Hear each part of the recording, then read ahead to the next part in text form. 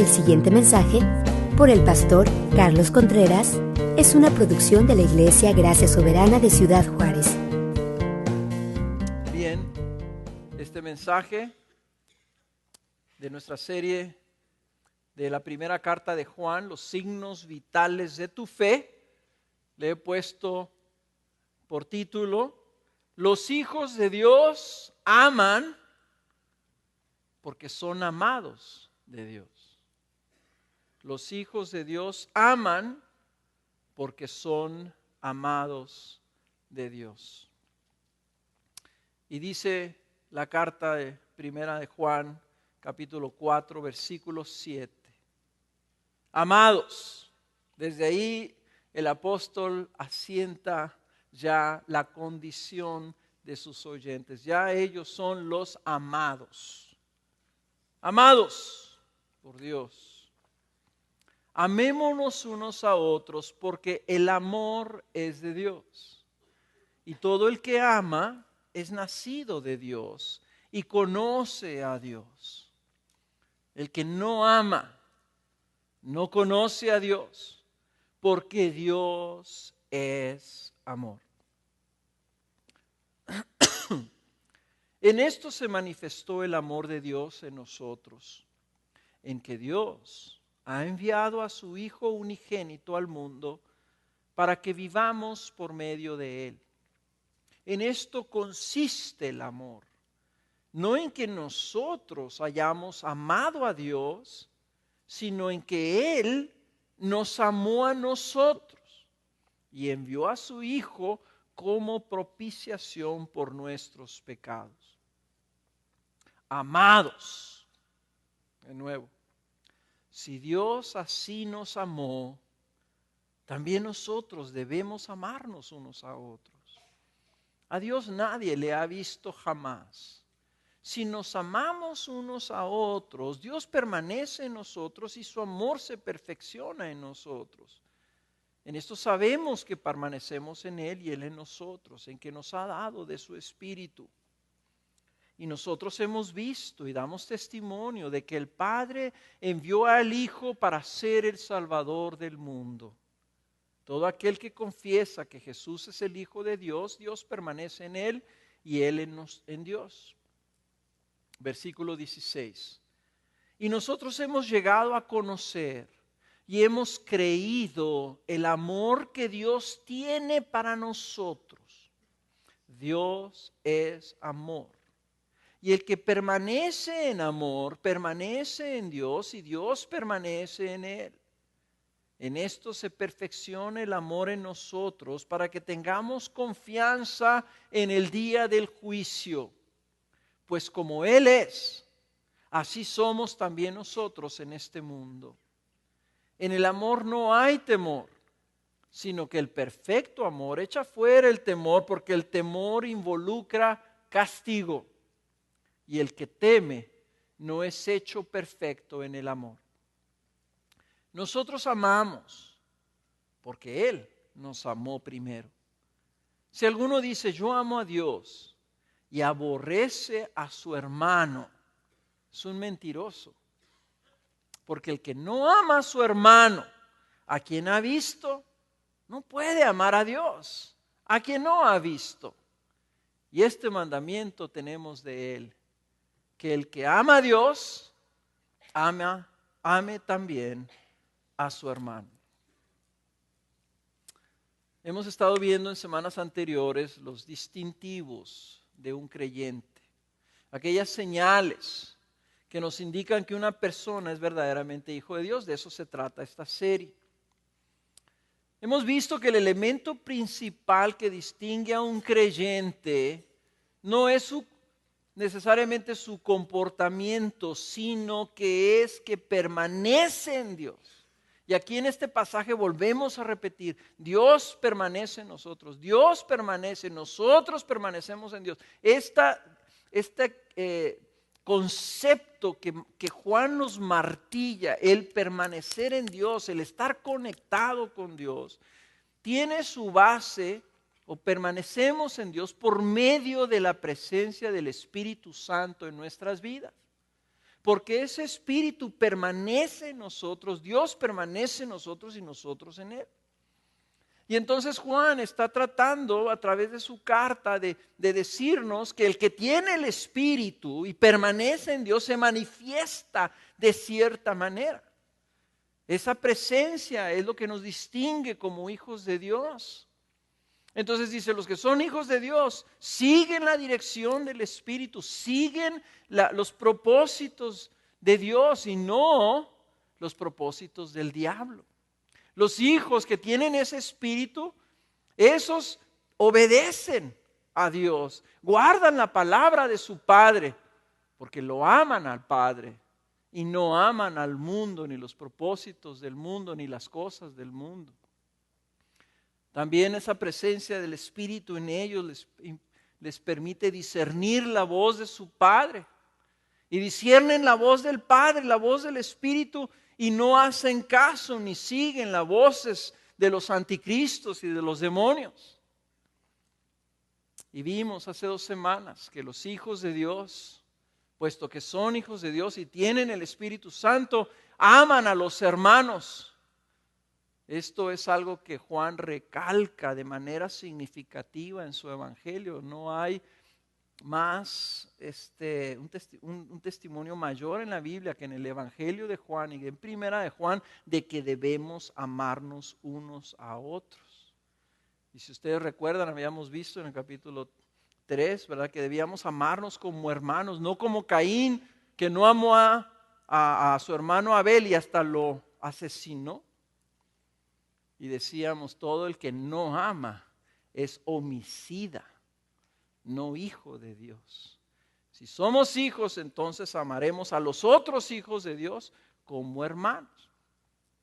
Entonces en esta semana vamos a expandir un poquito sobre el tema del amor a los hermanos y vamos a estar hablando un poquito de por qué es que nosotros debemos y podemos amar a los hermanos. Porque nos dice que nosotros amamos porque Él nos amó primero.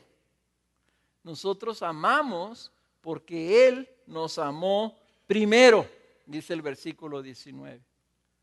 Yo creo que es una frase de esas que debemos de aprendernos. Nosotros amamos porque Él nos amó primero. Lo va a hacer como lo hace Job.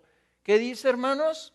Nosotros amamos porque Él nos amó primero. Y ese es entonces nuestro título, ¿verdad? Los hijos de Dios aman porque son amados de Dios o porque Dios los amó primero. Podrían ustedes también ponerlo así. Entonces, este pasaje lo voy a dividir yo en 3 secciones, porque creo que el texto así lo hace. Y vamos a estar viendo entonces que nosotros primero necesitamos conocer el amor de Dios. Si queremos amar, nosotros necesitamos conocer el amor de Dios. Y Juan habla de cómo conocemos este amor de Dios y cómo es que se manifiesta. Pero segundo, hay otra parte donde Juan habla que nosotros necesitamos luego creer el amor de Dios. Y que eso es una parte fundamental de que los hijos de Dios tienen que creer el amor de Dios verdaderamente. No nomás conocerlo, sino también creerlo. Y tercero, ¿verdad? Entonces, como conclusión y aplicación, luego nosotros tenemos que practicar el amor de Dios. Tenemos que ponerlo por obra y ser hacedores de ese amor de Dios. No solamente decir, sí, yo tengo que amar y entonces pues yo amo, ¿verdad? No, esto es algo que tenemos que amar, como dice aquí, que nosotros debemos de amar como Él nos amó. Entonces, el amor de Dios es algo que tú tienes que hacer, no algo que se siente, no algo nomás así místico, ¿verdad? Que sí, todos nos amamos y vamos a cantar, el amor es de Dios y todos nos amamos y vamos a agarrarnos de la mano. Eso no es el amor. Vamos a ver cómo es que luego tenemos que practicar o poner en obra el amor de Dios. Vamos a empezar entonces con nuestra primera parte. Necesitamos conocer el amor de Dios. Conocer el amor de Dios. Y Juan nos dice, Dios es amor. Dios es amor. ¿Cómo conocemos el amor de Dios? Lo conocemos porque conociendo a Dios conocemos el amor, porque Dios es amor. Empieza así el texto, ¿verdad? Amados, el amor es de Dios y todo el que ama es nacido de Dios y conoce a Dios. El que no ama no conoce a Dios porque Dios es amor. Si conoces a Dios, entonces tienes una ventana al amor. Dios es amor, tenemos que tener cuidado porque esta es una de las expresiones más abusadas. No, Dios es amor, entonces Dios no va a condenar a nadie. Dios es amor, todo el mundo se va a salvar, porque Dios es amor. Sí, pero la Biblia, al decir que Dios es amor, tenemos que entender lo que está diciendo. Lo que está diciendo es que está en su naturaleza amar. El amor es la expresión de lo que Él es. Así como nosotros decimos que una persona es de cierta forma, una persona muy alegre, por ejemplo, decimos, es una persona bien alegre. Quiere decir que en su naturaleza está esa facilidad de la alegría, del gozo. Es una persona alegre, que no es una persona como otros que son depresivos y tristones y apagados, ¿verdad? Y cada vez que pasa algo siempre ven el lado oscuro de las cosas. No, Dios en su naturaleza, la manifestación más común, la más natural de Dios es el amor, es su expresión natural. Ahora, no estamos diciendo que Dios está hecho de amor. Eso no tendría sentido. No es como cuando dices Dios es espíritu. Quiere decir que esa es su esencia. Cuando decimos que Dios es amor, quiere decir que esa es su expresión. Cuando Él se expresa, se manifiesta en amor. ¿Ok? Ahora, tengamos aquí cuidado, porque cuando decimos que Dios es amor, no estamos diciendo que Dios es amor a exclusión de todos sus otros atributos. Porque en los atributos de Dios debemos de decir que Dios es santo. Ese es el atributo principal de Dios. El que engloba todos sus otros atributos. Dios es santo, Dios es perfecto, Dios es espíritu, Dios es eterno, Dios es omnipresente, Dios es inmutable, Dios es todopoderoso, Dios es independiente, Dios es infinito, etcétera, etcétera. Estos son los atributos incomunicables de Dios.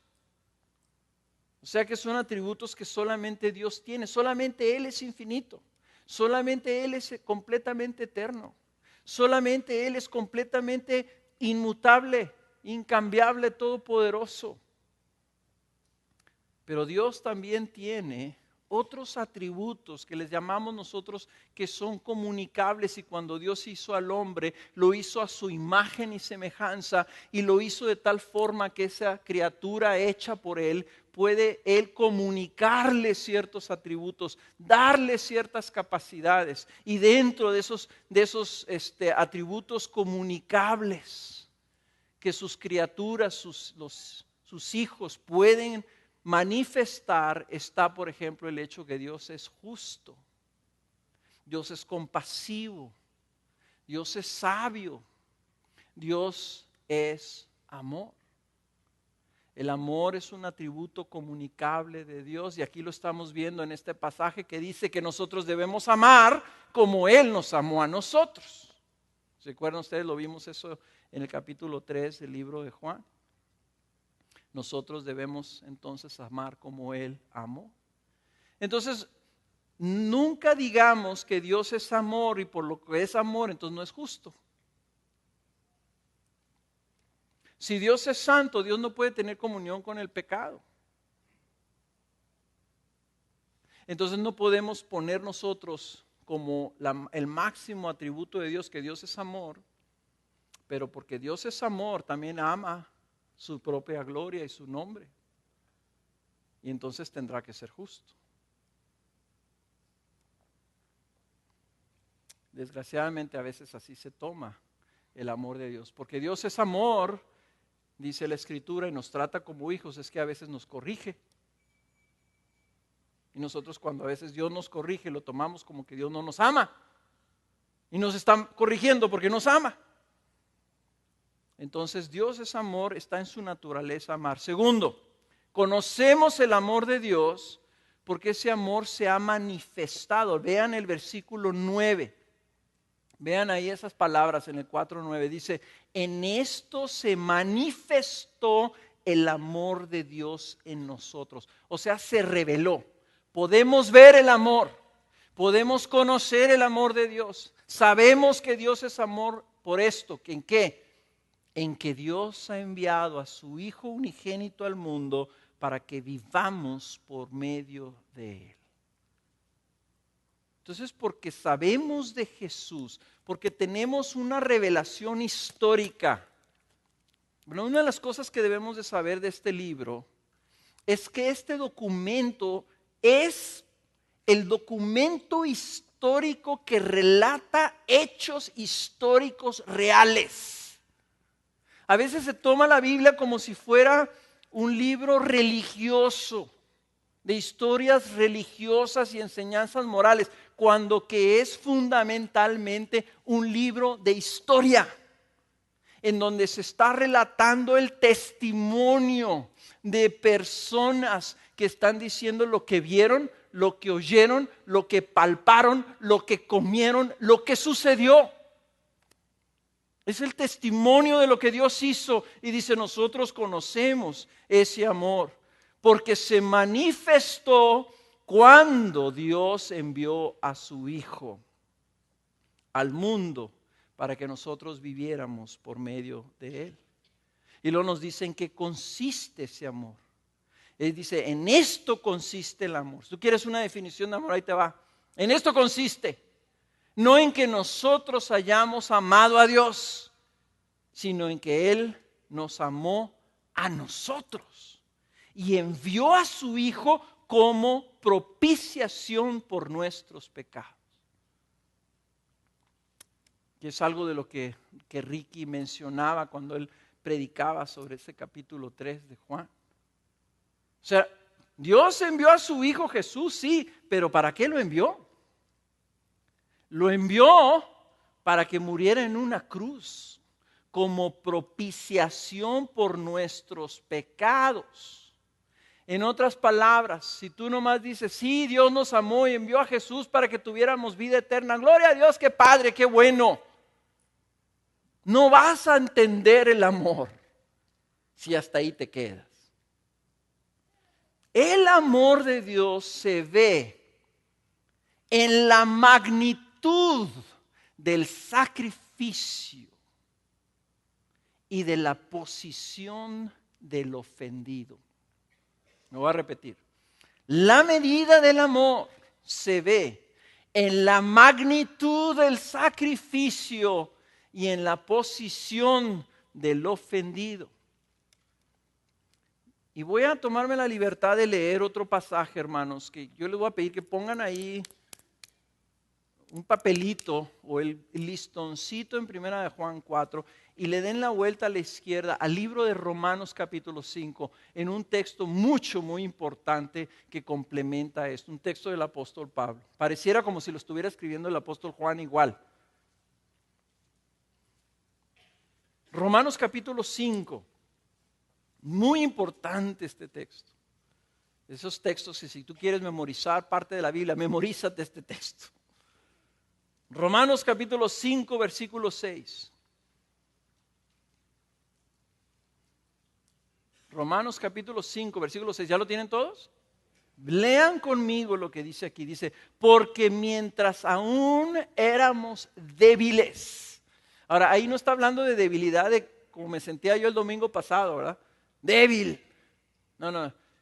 Esta palabra quiere decir incapaces, inútiles para salvarnos. Mientras nosotros aún éramos débiles, sin capacidad de hacer nada por nosotros mismos en términos de salvación, a su tiempo, hace 2000 años, Cristo murió por los impíos. Y si no conoces esa palabra, si tú viniste a la iglesia y nunca has escuchado esta palabra o leído la palabra, léela, búscala en un diccionario. Impío quiere decir todo lo contrario de pío. Hasta ahí se los voy a dejar. Ya ven ustedes que había un papa que era Papa Pío, era su nombre. Pío viene de la palabra piedad. Una persona que practica la piedad es pío. Una persona que practica la impiedad, lo contrario a la piedad, es un impío. O sea, aquellos malvados. Los impíos son los malvados que practican aquello que lo contrario que Dios dice que es bueno. ¿Saben qué? Tú y yo, antes de conocer a Cristo Jesús, éramos impíos. Y si tú no conoces a Dios, lamento decirte que tú eres uno de esos impíos por los que Cristo murió. A su tiempo Cristo murió por los impíos. Versículo 7, escuchen esto. Porque a duras penas habrá alguien que muera por un justo. Aunque tal vez alguno se atreva a morir por el bueno. ¿Y quién aquí no estaría dispuesto a morir por su hijo? O por su esposa. ¿Cuántas historias heroicas no hemos oído de hombres que dan su vida? Acabo de leer estos soldados que venían en un tráiler aquí en Midland, cerquita de aquí. Venían ellos sentados en una plataforma con sus esposas, iban a una celebración donde los iban a honrar como veteranos de guerra. Se queda atorado el tráiler en las vías del tren y viene el tren. Estos hombres en sillas de ruedas, en muletas, en las fuerzas que tuvieron, tomaron a sus mujeres y las lanzaron y las empujaron para que fueran aventadas de la plataforma, y ellos recibieron el impacto del tren. Ellos no buscaron salvarse a sí mismos, salvaron a sus esposas. Bueno, ¿quiénes no estarán dispuestos a lo mejor a morir por el bueno, por el ser querido? Dice, a duras penas algunos hay. Dice, tal vez algunos se atrevan. Versículo 8, y aquí está la clave. Pero Dios demuestra su amor para con nosotros en que siendo aún pecadores, Cristo murió por nosotros. Entonces mucho más, habiendo ahora sido justificados por su sangre, seremos salvos de la ira de Dios por medio de Él. Porque si cuando éramos enemigos fuimos reconciliados con Dios por la muerte de su Hijo, mucho más, habiendo sido reconciliados, seremos salvos por su vida. El otro día escuché una ilustración que me ayudó. Y es que decía este hermano que la estaba compartiendo, decía, el problema que tenemos nosotros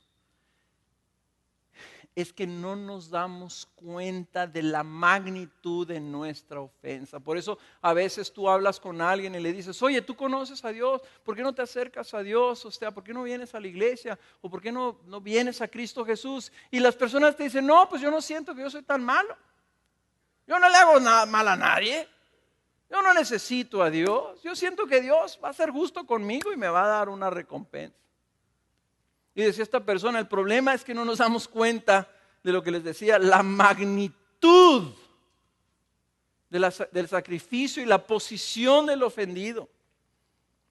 Y voy a tomar parte de su ilustración y ampliárselas a ver si logro darles un ejemplo. Imagínense ustedes que ustedes van aquí por la calle y se topan a una persona de la calle, ¿verdad? Y deciden darle una bofetada a ese tipo que viene caminando por la calle. No más así de la nada, pasa y pácatela. ¿Cuál crees que sea la respuesta? Pues la persona pues, se puede asustar o puede decir, pues, ¿por qué me pegas? ¿Verdad? O se va. O puede hasta decir, me das una galleta, pues yo te doy 2, y te da 2 y te deja ahí tirado. Ahora tú sigues caminando por la banqueta, pero luego viene un policía. Y tú dices, pues voy a experimentar con el policía. Y le das una bofetada al policía. ¿Qué crees que te va a pasar?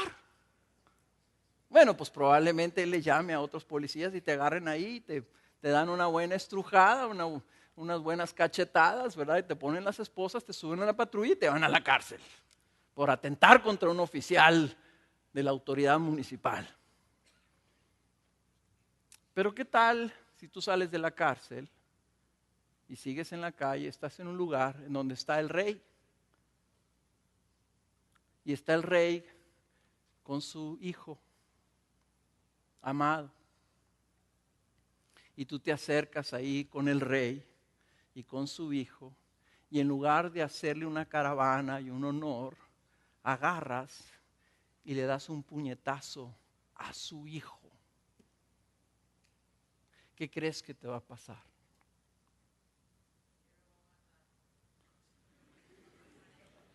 No sé qué dijeron, pero lo más probable es que en ese momento te hagas un reo de muerte. Esta persona que le estaba compartiendo esto, se lo compartía a un taxista en un país musulmán que tenía un rey.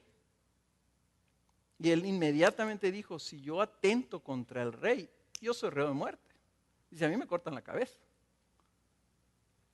O sea, pero es la misma ofensa. Es una bofetada, es un puñetazo, es la misma ofensa. ¿Qué es lo que hace la diferencia?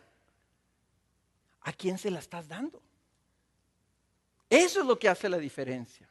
Y nosotros pensamos que nuestro criterio, yo no soy tan malo, pero no te has fijado a quién estás ofendiendo. Te estás midiendo incorrectamente, estás ofendiendo al Dios Altísimo, al Creador del universo, el que te hizo a ti, el que reina sobre toda la creación,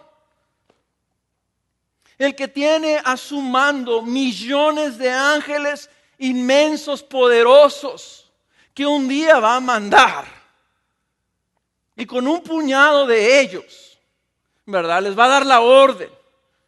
Y un ángel de Dios va a matar a una tercera parte de la población del mundo. Y tiene millones de estos. A ese es al que estás ofendiendo. Ahora quiero que consideres el precio o la magnitud del sacrificio, porque Juan nos dice, Pablo nos dice, ¿verdad? Ambos nos dicen que vemos nosotros el amor por el sacrificio que se ha dado. Entonces imagínate, ahorita les decía yo de este ejemplo del esposo, los esposos que dijeron, salta tú, y ellos recibieron el embiste de la locomotora. Imagínate un padre ¿qué estará dispuesto ese padre dar por salvar la vida de su hijo? ¿Qué estarías dispuesto tú a dar por salvar la vida de tu hijo? ¿Estarías dispuesto aún a dar tu vida? Si tu hijo estuviera muriendo y requiriera que a ti te quitaran un órgano para que se lo pusieran a él, para que él viviera, ¿estarías dispuesto a darlo todo por salvar la vida de tu único hijo amado? O sea, en base a la magnitud del amor, es el grado de la disposición del sacrificio. Tú estás dispuesto a darlo todo por tu ser amado, porque lo amas tanto. Y Dios está diciendo, nosotros vemos el amor en que Él estuvo dispuesto a dar a su hijo. Entonces ahora une los dos ejemplos. Une los dos ejemplos. Piensa en ese rey ofendido por ese individuo que se atrevió a ofender y a agraviar y a lastimar a su hijo amado. Ahora piensa lo asombroso, lo incongruente, como cantábamos, lo inmensurable, lo inmedible, lo incomprensible que ese rey esté dispuesto no a dar su vida por su hijo, sino a dar a la vida de su hijo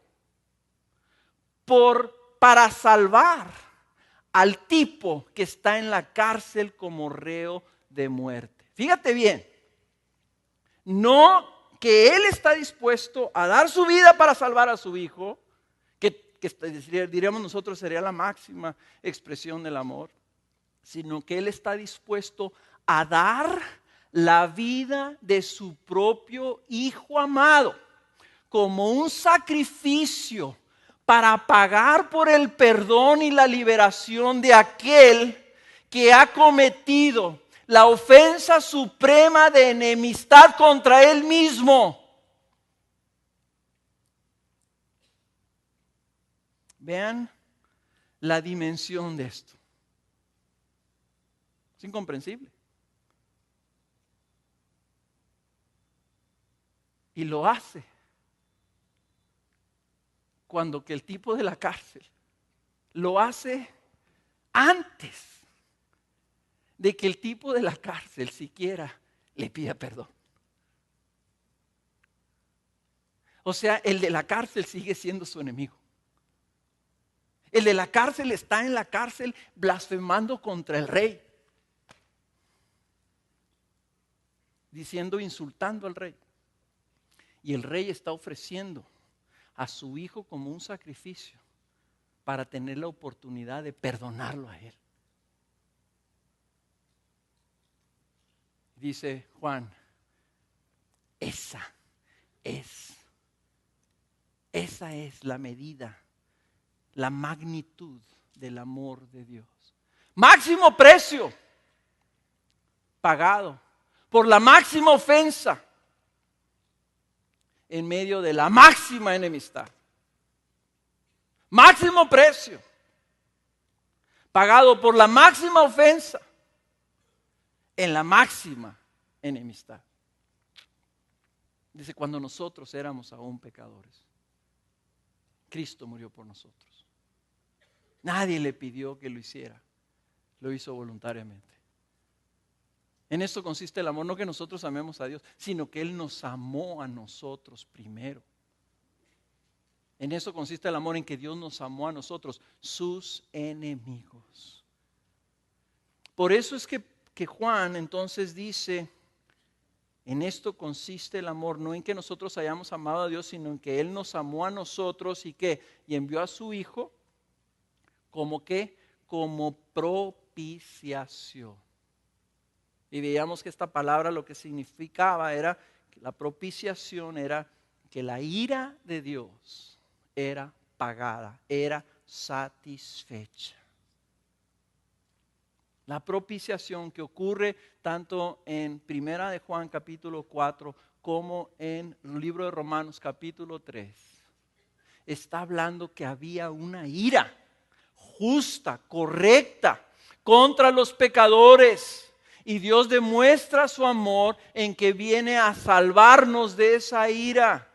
Muchas personas, muchos cristianos dicen, sí, Dios me salvó.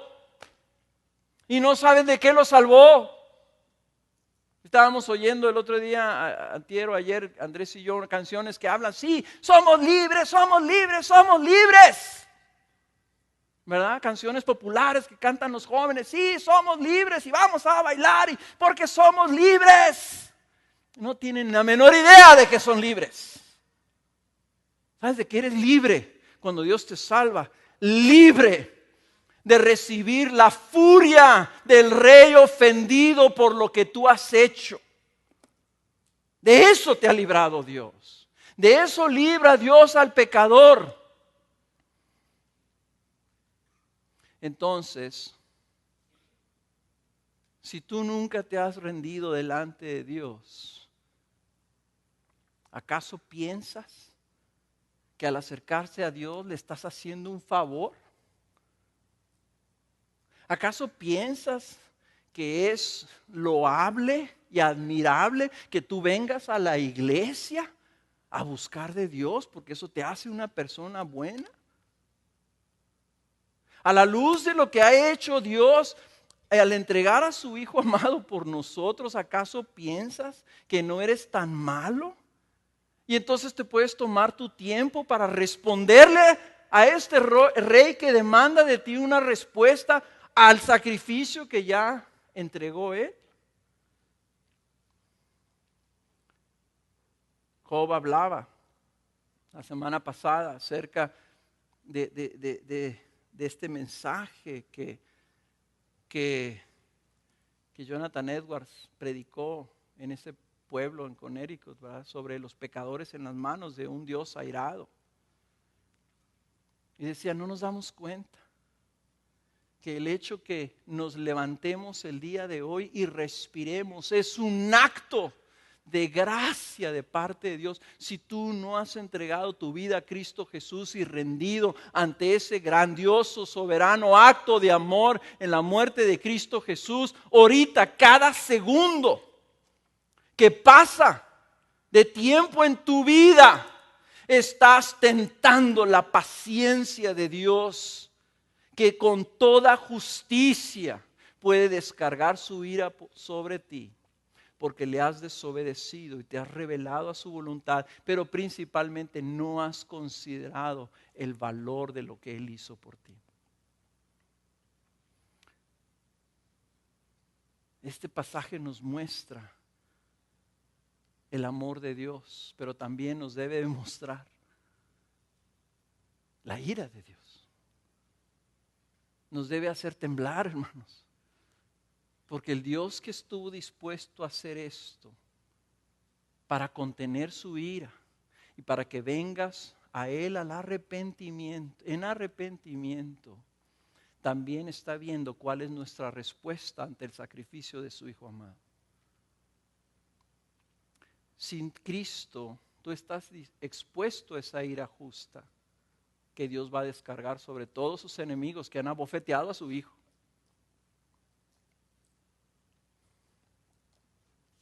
La bofetada que le lanzan los pecadores a Dios cuando rechazan el Evangelio equivale a pisotear el cuerpo sacrificado de Cristo su Hijo. Equivale a menospreciar el precio pagado, despreciar la sangre derramada por su salvación. Y eso no son palabras mías, hermanos, esto viene en la Biblia. En el libro de Hebreos, capítulo 10, versículo 18, dice: cualquiera que viola la ley de Moisés muere sin misericordia por el testimonio de 2 o 3 testigos. ¿Cuánto mayor castigo pensáis que merecerá el que ha hollado bajo sus pies al Hijo de Dios y ha tenido por inmunda la sangre del pacto por la cual fue santificado y ha ultrajado al Espíritu de gracia? Pues conocemos al que dijo: mía es la venganza, yo pagaré, y otra vez el Señor juzgará a su pueblo. Horrenda cosa es caer en las manos del Dios vivo. Piensa en el ejemplo que corra un guardia a la celda donde está el prisionero y le diga: te traigo buenas nuevas, te traigo buenas noticias, el rey está dispuesto a perdonarte, porque él sacrificó a su propio hijo para pagar lo que su santidad demandaba, lo que la justicia demandaba, que el que ofende al rey tiene que morir. Y que ese prisionero le diga: dile al rey que agarre sus buenas noticias y las tire a la basura, yo no lo necesito. Venga su ira. ¿Cuál crees que sea la respuesta del rey? ¿Y acaso no es eso lo que hacen tantos que menosprecian el sacrificio de Jesús y se sienten que le están haciendo un favor a Dios por acercarse a Él y venir a Él? ¿Conocemos el amor de Dios, hermanos? A veces decimos que sí lo conocemos, Pero el amor se mide en la magnitud de la ofensa y en el precio que se pagó por esa ofensa. Punto número 2, dice muy sencillo, en el versículo 16, si nosotros hemos llegado a conocer y hemos creído el amor que Dios tiene por nosotros. Necesitamos creer el amor de Dios. Dice el versículo 17 que en esto se perfecciona el amor en nosotros. En otras palabras, que esto no es un concepto que entra a nuestra mente. Decimos, lo entiendo, sí, el rey ofendido, Dios, nosotros rebelándonos, rechazándonos, Adán y Eva y todo esto, naturaleza pecaminosa. Y entonces sí, comprendo, Dios tenía que pagar. Entonces sí, perfecto. No dice, nosotros tenemos que creer el amor de Dios. Tú, si eres un impío que no te has arrepentido, necesitas creerlo. Si el día de hoy te estás dando cuenta que tus pecados llevaron a Cristo a la cruz, para que por esa muerte ahora se te dé a ti la oportunidad de ser perdonado, yo te aliento y te animo que corras a Él a pedir perdón, que corras a Él a buscar misericordia. No basta que lo tengas como un concepto, tienes que creerlo. Y creerlo significa que te lleva entonces a actuar.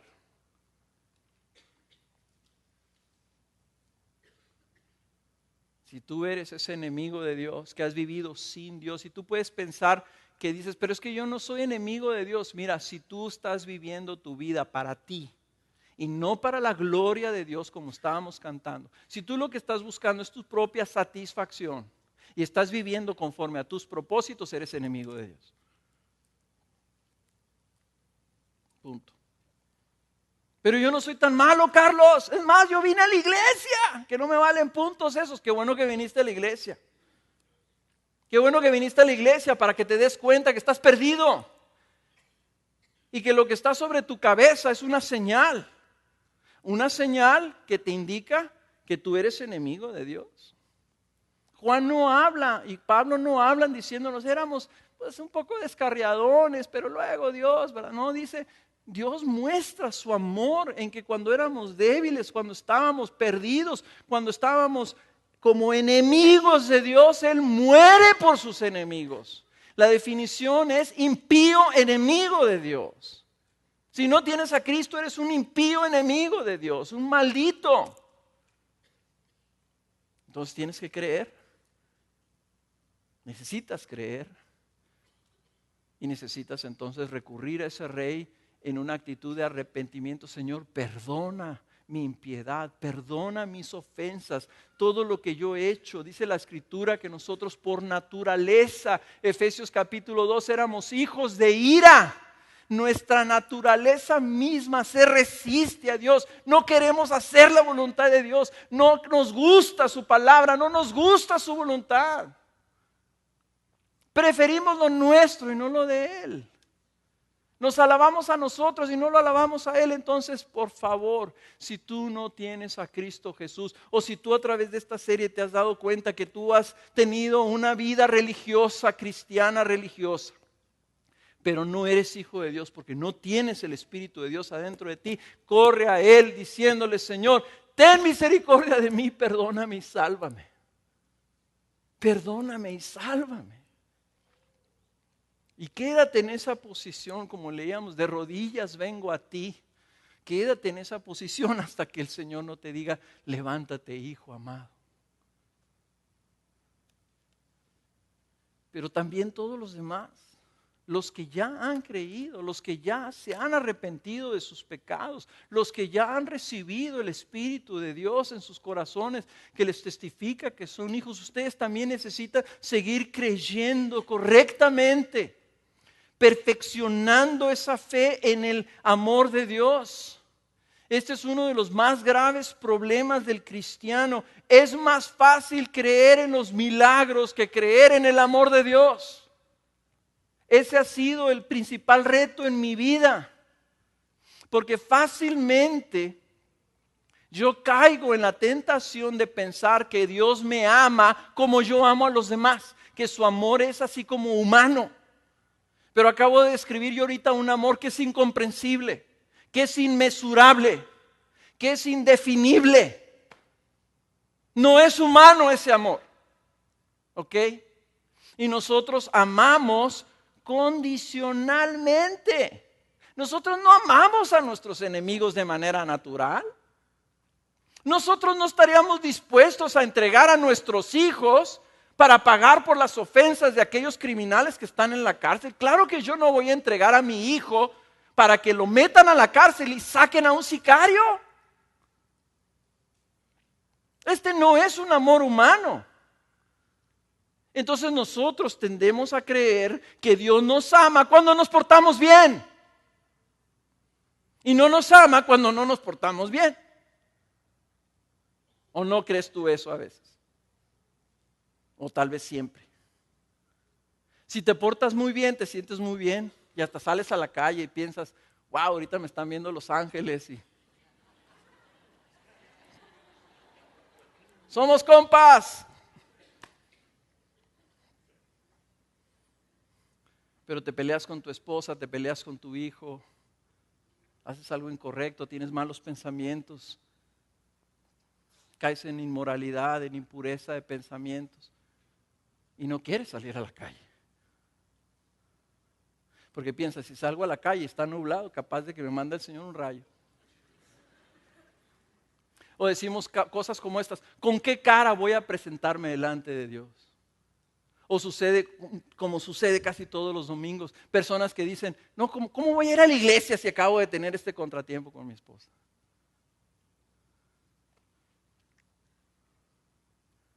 ¿Qué estamos diciendo? El amor de Dios es condicional a cómo yo me comporte. Y no hemos creído, ni se ha perfeccionado ese amor.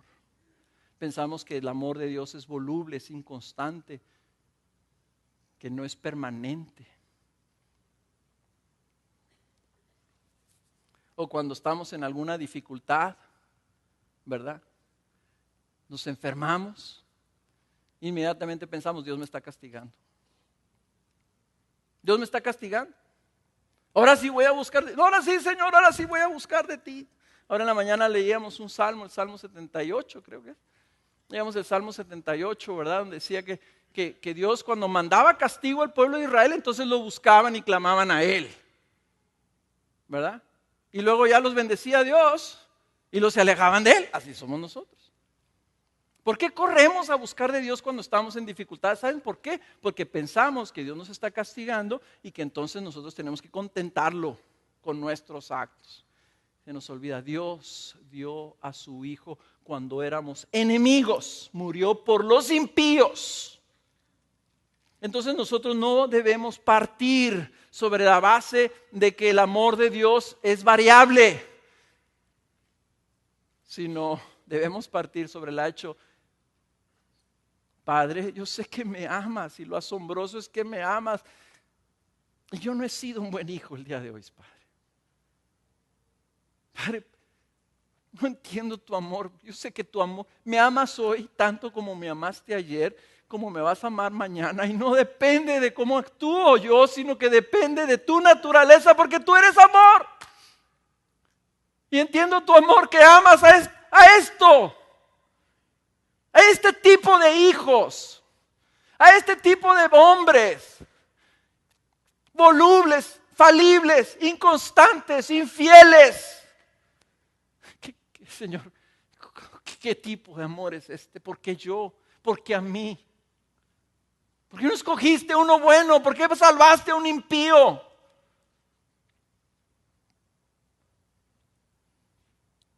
Y mi relación con Dios no parte de su variedad del amor, parte de lo asombroso que es su amor. Cuando me doy cuenta, Señor, yo te fallo una y otra vez. Pero veo tu gloria, Señor, en lo que tú hiciste. Por eso tengo que regresar a la cruz. Tengo que regresar a la cruz. Tengo que regresar a los ojos de mi Salvador que dio su vida por mí. Por eso nunca salimos de ahí, hermanos, porque nunca salimos de nuestra condición. Soy hijo de Dios, amado por Dios, aun a pesar de mi naturaleza. Y ese amor tiene que derretirme, tiene que desbaratarme.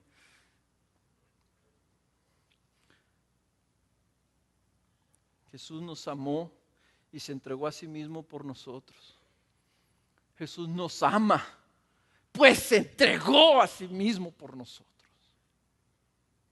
Nos amó y se entregó. Nos ama, pues se entregó.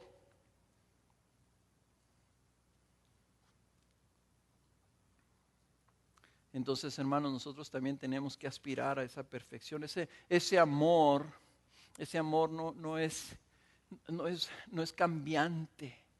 Si algo debemos de sacar del capítulo 8 del libro de Romanos es: ¿quién nos puede apartar del amor de Dios? Nada. Nada. Si no eximió ni a su propio Hijo, sino que lo entregó por nosotros, ¿quién puede estar contra nosotros? ¿Quién nos puede condenar? ¿Quién nos puede decir: eres un impío? Sí lo soy, pero Él me amó y se entregó a su Hijo por mí. Carlos, eres fallo, eres débil. Carlos, tú tropiezas, has sido infiel a Dios. Eso es lo asombroso de su amor. Por eso viviré por la eternidad, para darle gracias y para honrarlo y bendecirlo por lo que Él ha hecho por mí. Y dice algo tremendo, tremendo, hermano. Vean lo que dice en el versículo 18. Esto es importantísimo.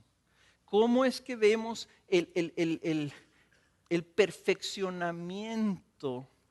Versículo 17 dice: en esto se perfecciona el amor en nosotros, para que tengamos confianza en el día del juicio. Cuando vaya a venir la ira, en el día del juicio, donde ahí sí ya se descargue la ira. Y estoy estudiando el libro de Apocalipsis, porque el libro de Apocalipsis es el libro que describe de una forma y de otra, y la repite y la repasa, con copas y trompetas y sellos y ángeles, básicamente un mensaje. Dios, cuando venga al final, descargará su ira sobre los pecadores y tomará los suyos y los llevará con Él. En el día del juicio, dice, se perfecciona el amor. Ese día vamos a estar ahí con confianza. Pues como Él es, así nosotros también seremos en este mundo. En el amor no hay temor, sino que el perfecto amor echa fuera el temor. Porque el temor involucra castigo, y el que teme no es hecho perfecto en el amor. La evidencia de que estamos entendiendo, creyendo ese amor, es que empieza a haber en nosotros cada vez más una confianza de hijos en nuestra relación con Dios Padre. Ya no es Dios, ya es mi Padre. Ya es Padre. Y tengo una confianza en el día de juicio. Por su gracia estaré de pie. No avergonzado, no siendo acarreado al lago de fuego, sino de pie en presencia de Él, porque como Él es, así seré yo también. Le veré cara a cara, que es lo que nos decía Juan.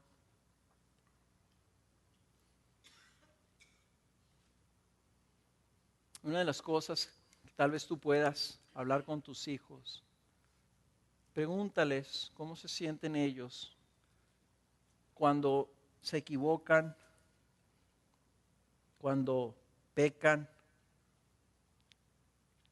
y en lugar de recibir juicio, rechazo de tu parte, reciben tu amor, tu aceptación, a pesar de su equivocación, de su error, de sus fallas. Saben que se han equivocado, saben que necesitan corrección, pero no reciben juicio.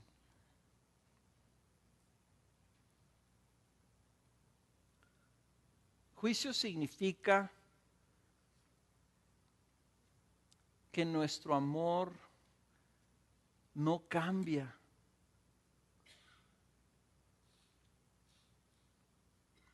Al contrario, juicio significa que nuestro amor cambia por su actitud.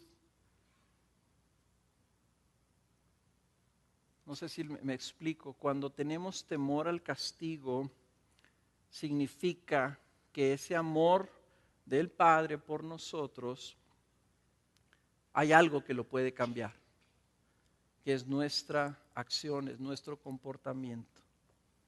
El amor significa que a pesar de que fallamos, el Padre nos sigue amando. ¿Por qué? ¿Por qué seguimos amando nosotros a nuestros hijos a pesar de que se equivocan? Porque son nuestros hijos. Por su identidad. Y eso es lo que Juan nos está comunicando. ¡Ey! No es que seas cristiano porque vas a la iglesia.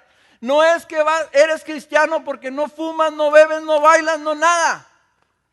Eres cristiano porque Él te hizo su hijo, te adoptó y puso su espíritu adentro de ti. Por eso es que te ama. Por eso es que su amor es constante en ti. Por eso es que no debes temer. Porque el temor involucra castigo. Noten bien, el temor involucra castigo. Solamente en 2 partes del Nuevo Testamento ocurre esa palabra y está hablando del castigo eterno. El fuego eterno, el juicio eterno, la condenación eterna. Por eso dice, ¿quién condenará a los hijos de Dios? Si Dios es el que justifica. Si Él es el que nos justifica y Él es el que nos perdona, ¿quién nos puede condenar? Y eso no quiere decir entonces, pues entonces si yo soy libre de juicio y de condenación, pues entonces yo puedo hacer lo que quiera porque voy a seguir siendo hijo. Bueno, pues va a haber consecuencias, ¿verdad? No quiere decir que no haya consecuencias. Quiere decir que sigues siendo hijo, aunque haya consecuencias de tus malas acciones. Dios tanto nos ama que si nosotros actuamos de esa forma, pues Dios te va a corregir porque te ama. Entonces yo te pregunto a ti, ¿hay temor en tu relación con Dios? ¿Obedeces porque tienes temor que Dios te castigue? ¿O obedeces porque le amas como tu Padre? Y yo sé que aquí estoy navegando y algunos de ustedes que son perceptibles dicen, oye, espérate, pero la Biblia habla de que debemos tener temor de Dios. ¿Cómo es que el amor entonces cuando ya se perfecciona ya no hay temor? Pero aquí Juan dice, el temor al que yo estoy hablando es el temor al castigo. Hay otro temor, del de los hijos de Dios. Yo tengo temor de mi esposa.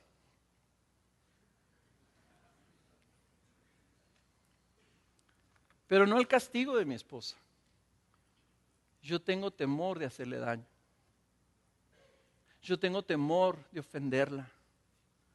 Yo tengo temor de agraviarla. Por eso es que tengo cuidado con ella. Yo tengo temor, yo no tengo toda la libertad. Yo con ella cuido mi manera de ser porque tengo temor de agraviar nuestra relación.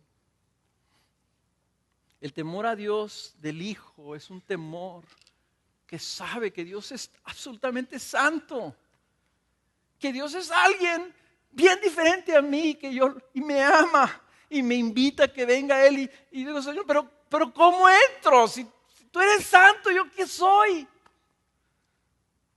Y obviamente ahí ya en ese momento hay un temor, hay una diferencia. Y decir, Señor, yo no puedo habitar donde tú estás, mira cómo soy. Me dice, pero yo te he hecho mi hijo y te he puesto mi espíritu. Ven, acércate, quiero hablar contigo.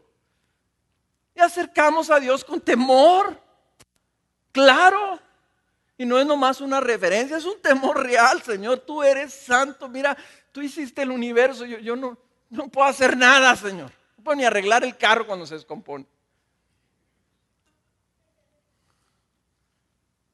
Hay temor santo a un Padre santo. Pero no hay temor a un castigo. Porque sé que me ama.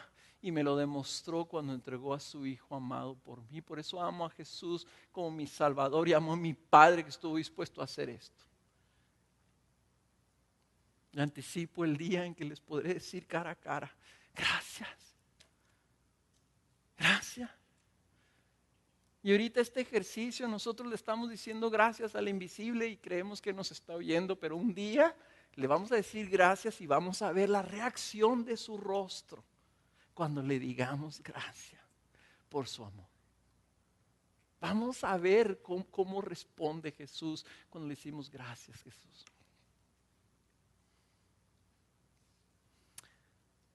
La tercera parte de este mensaje, que es que entonces, puesto que Dios nos ama así, nosotros tenemos que amar a los demás. Obviamente ya no la voy a poder compartir.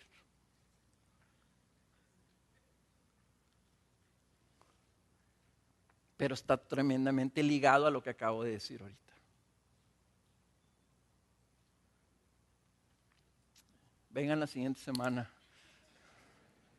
Nuestros invitados, vengan la siguiente semana. Para escuchar luego lo que Él nos llama, cómo nosotros debemos amar también al hermano. Esperamos haya sido de bendición.